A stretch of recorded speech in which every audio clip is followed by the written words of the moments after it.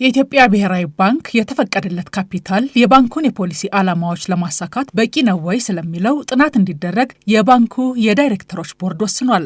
ይህም ባንኩ የተረጋጋ ገበያ ለመፍጠር መወሰድ ያለባቸው እርምጃዎች ካሉ ጥናቱ አጋዥ እንደሚሆን ታምኖበታል። ይደረጋል የተባለው ጥናት የባንኩ የሂሳብ ደብተር ማለትም ያለው ሀብትና የሚያስተዳድረው ዕዳ ወይንም ገቢና ወጪው ጤናማ ሆኖ እንዲቀጥል ያለመ ነው ተብሏል። የባንኩ የተፈቀደ ካፒታል 20 ቢሊዮን ብር ሲሆን የተከፈለ ካፒታሉ ደግሞ 10 ቢሊዮን ብር ነው። ብሔራዊ ባንኩ በ80 ዓመት ዘመኑ ለሶስተኛ ጊዜ በገለልተኛ ኦዲተር ሂሳቡ ተመርምሮ በቅርቡ የኦዲት ግኝቱ ይፋ መደረጉ ይታወሳል። በኦዲት ግኝቱ መሰረትም ባንኩ ወደ 2 ትሪሊዮን ብር የተጠጋ ዕዳ ያስተዳድራል።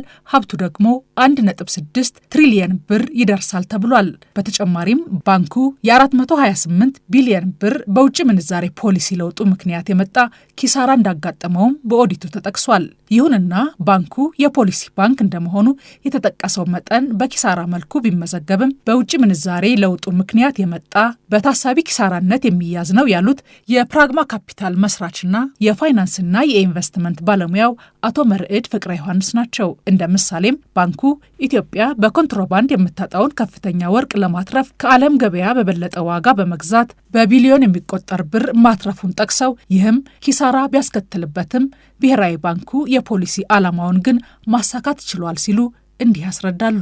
ኢትዮጵያ ውስጥ ከዚህ በፊት ማክሮ ኢኮኖሚ ማሻሻያው ከመደረጉ በፊት ኢትዮጵያ ኤክስፖርት የምታደርገው ወደ $500 ሚሊዮን የሚጠጋ የወርቅ ነበረ።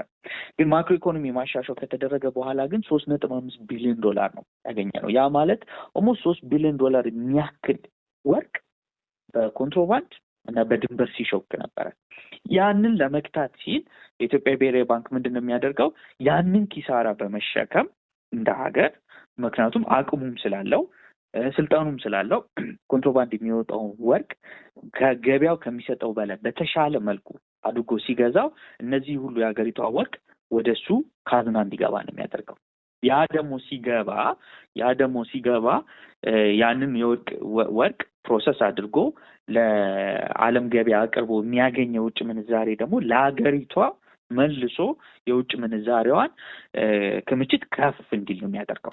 ይሄ ነገር ያው ኪሳራ ቢያስከትልበትም ግን እንደ ፖሊሲ ሚናው ግን የሀገሪቷን የውጭ ምንዛሬ ከፍ እያደረገ ነው። ባንኩ የኢትዮጵያ ሀብት የሚተዳደርበት እንደመሆኑም በደብተሩ ላይ ሀብት ተብለው ከተመዘገቡት መካከል በተለያዩ ሀገራት ባንኮች ውስጥ በውጭ ምንዛሬ የተቀመጠን ገንዘብም ያካትታል ብለዋል ባለሙያው። በሀብት ደረጃ ብሎ የሚይዛቸው ጠቅለል አድርገን ለማስቀመጥ ለምሳሌ የኢትዮጵያ ብሔራዊ ባንክ እንደ ማዕከላዊ ባንክነት ሌሎች ሀገሮች በአሜሪካ ሀገር፣ በእንግሊዝ ሀገር፣ በአቡዳቢ ለተለያዩ ሀገሮች የሚይዛቸው የውጭ ምንዛሬ እንደገናም ሌሎች ማዕከላዊ ባንኮች ላይ እንደ ፌዴራል ሪዘርቭ እንደ እንግሊዛዊ ማዕከላዊ ባንክ ኦፍ ኢንግላንድ እነዚህ የመሳሰሉት የውጭ ማዕከላዊ ባንኮች ላይ የሚይዛቸው ተቀማጭ የውጭ ምንዛሬዎች አሉት። እነዚህ ተቀማጭ የውጭ ምንዛሬዎች በሙሉ ያው የሀገሪቷም ሀብት እስከሆነ ድረስ እንደ ሀብት አድርጎ ነው የሚይዛቸው። እንደገናም ደግሞ ባንኮችን ሲቆጣጠርና የኢትዮጵያ ውስጥ ያለውን የገንዘብ ፍሰት ሲቆጣጠር ትልቁ ሚናው ምንድነው?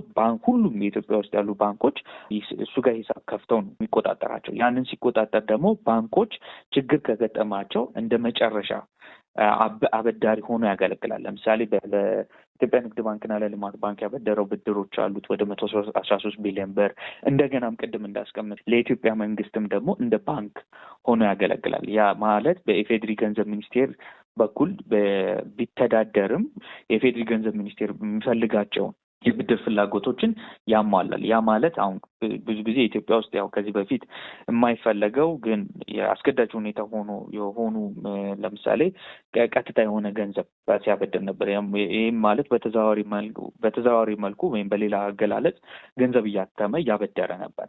ኦልሞስት ያ በሱ ደብተር ላይ እንደ ሀብት ተይዞ ነው የሚቆጠረው። በጠቅላላ ወደ 735 ቢሊዮን ብር አካባቢ ይህንን ደብተሩ ላይ ይዞ ይቆጣጠራል። በሌላ በኩል ደግሞ የብሔራዊ ባንክ ደብተር ላይ ዕዳ ሆነው የተመዘገቡት ኢትዮጵያ ከተለያዩ አበዳሪ ተቋማት ጭምር የወሰደቻቸው ዕዳዎችንም የሚያካትት ነው ተብሏል።